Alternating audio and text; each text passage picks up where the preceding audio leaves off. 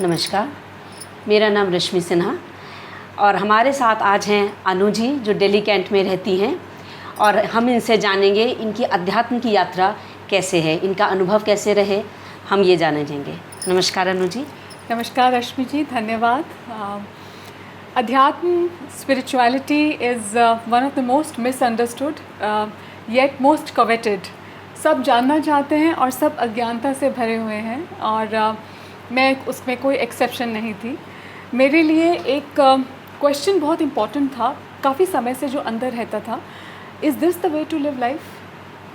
हमेशा up down, हमेशा दो तरीके की भावनाओं में बहते रहना और मुझे इससे बहुत तंग फील होता था। 2020 कोविड का जो टाइम था उसमें इसी तरीके के एक माइंडसेट में एक वीडियो देखते हुए अचानक दिनेश जी का एक क्लिप, एक वीडियो मेरे सामने आया and that was the turning point of my life. इस तरीके से मेरा फर्स्ट स्टेप अध्यात्म में उनके साथ शुरू भी हुआ और आगे भी आज मैं उन्हीं के साथ ये रास्ता तय कर रही हूँ।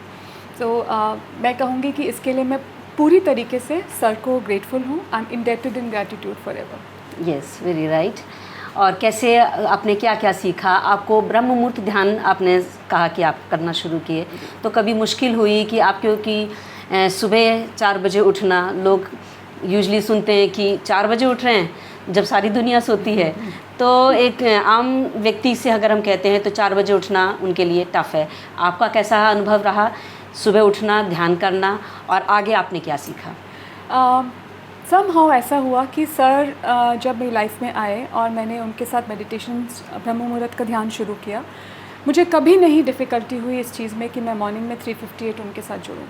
और मेरे लिए सबसे बड़ा मोटिवेशन, जब भी कभी मैं थकती भी थी या नहीं करने का मन करता था तो मुझे लगता था अगर सर आए हैं तो मुझे भी जाना है।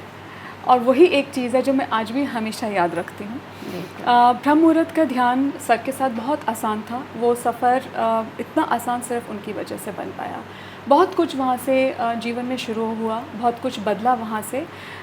एक तरीके से अगर मैं कहूँ तो सच यही होगा कि it was like a seed जिसने धीरे धीरे अंदर ही अंदर अपनी जड़ें फैलाई, एक पेड़ की तरह बड़ा हुआ और आज जो भी है वो बाहर की तरफ भी फैलता है, अंदर से भी मुझे बहुत स्ट्रेंथ देता है।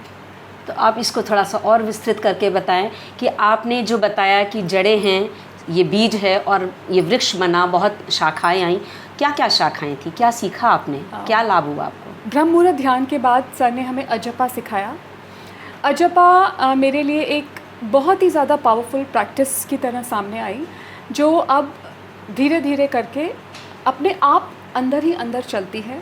वो एक इस तरीके की स्ट्रेंथ है और मैं यह कहूँगी कि एक इनविजिबल प्रोटेक्शन है, एक इनविजिबल स्ट्रॉन्ग प्रेजेंस है जो हमेशा कवर करती है, हमेशा गाइड करती है। और सबसे ज़्यादा चीज़ जो मैंने अपने में डिफरेंस फील किया वो है clarity of mind. In any and all sorts of situations in life, there is an easiness, there is a strength, there is a clarity which only comes from internal wisdom। और ये चीज़ मेरे अंदर मैंने महसूस किया अजपा के बाद आना शुरू हुआ। और यही चीज़ जब आज पिछले 1 साल में मेरे हस्बैंड आर्मी में हैं, तो हमारा एक 12 मंथ्स का बहुत ही हेक्टिक पीरियड था जिसमें हमारे कुछ 6-8 कंट्रीज़ अब्रॉड में विज़िट था, सब कुछ था। बहुत बार मुझे बहुत लोगों ने ये चीज़ बोली कि अंडर ऑल सर्कमस्टेंसेस तुम इतना काम कैसे रहती हो? हम इरिटेट हो जाते हैं, हमें गुस्सा आ जाता है, तुम इतना शांत कैसे रहती हो, तुम इतनी कामनेस के साथ कैसे रहती हो? Every time they said this, मुझे सिर्फ 2 बातें याद आई, ग्रैटिट्यूड टू सर, ब्रह्म मुहूर्त ध्यान एंड अजपा। बहुत सुंदर, बहुत ही सुंदर कहा आपने। और इससे मैं समझती हूँ हम सबको बहुत उत्साहवर्धन होगा कि कठिनाइयों में हम कैसे शांत स्थिर रहें, और जब शांत होंगे, स्थिर होंगे, तभी हम सही निर्णय ले सकेंगे। अब आप ये बताइए अनु जी, क्या ये इतना सहज और सरल था अजपा को अपने जीवन में लाना, या इसको अपने जीवन में समाना, ध्यान को, और ये लाभ पाना, क्या इतना सहज था? नहीं, इसलिए क्योंकि पहले कभी नहीं किया था।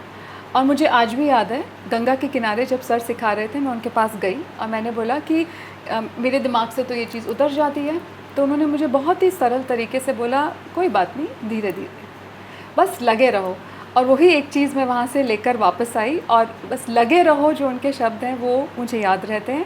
आसान नहीं था, भूल जाती थी, लेकिन अब कभी वॉक पे निकलते समय, सीढ़ियों से उतरते समय, खाना बनाते समय, किसी से फ़ोन पे बात करते समय, हर समय वो एक ऑटोमेटिक प्रोसेस की तरह स्टार्ट हो जाता है।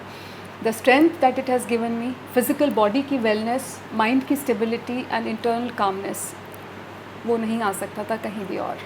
बहुत सुंदर, बहुत ही अच्छा लगा इतना लाभ जानने के लिए। और इससे हम लोग सब उत्साहवर्धन तो होगा जो भी हमारी इन बातों को सुनेंगे, समझेंगे। और मार्गदर्शन, गुरुजी का मार्गदर्शन हमें हमेशा मिलता रहता है, उनके भी हम हमेशा आभारी रहेंगे। और अगर आप कोई संदेश देना चाहें अपनी ओर से कि हमको कैसे इस चीज़ को और जीवन में लाना है, यंग जनरेशन के लिए स्पेशली आप कुछ कहना चाहें, क्योंकि इसमें जहाँ तक मैं समझती हूँ कि जनरेशन या age is not the limit, चाहे हम लेट एज में शुरू करें या यंग में। आपकी क्या राय है इस बारे में? The sooner the better.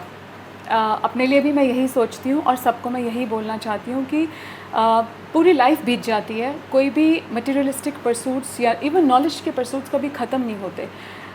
Start the journey as soon as possible so that you can see the change first within you and then in the immediate environment that you are actually living in. एक harmonious environment बनाना अपने अंदर और अंदर से बाहर हमारी responsibility है, हमारा दायित्व है और हमारा फ़र्ज़ है। जो भी हम उसे शब्द दें, और हम में से कोई इससे पीछे हटना शायद नहीं चाहेगा। जितनी जल्दी हम इस चीज़ को अपनी ज़िंदगी में एम्ब्रेस करें उतना ही अच्छा होगा। This is not about others, this is about you. And I think it's time to take responsibility for ourselves and for everyone else around us. Right, very right. चलिए, बहुत अच्छा लगा आपसे बात करके। आपका बहुत बहुत धन्यवाद। Thank you, Rashmi ji. Thank you. Anu ji नमस्कार।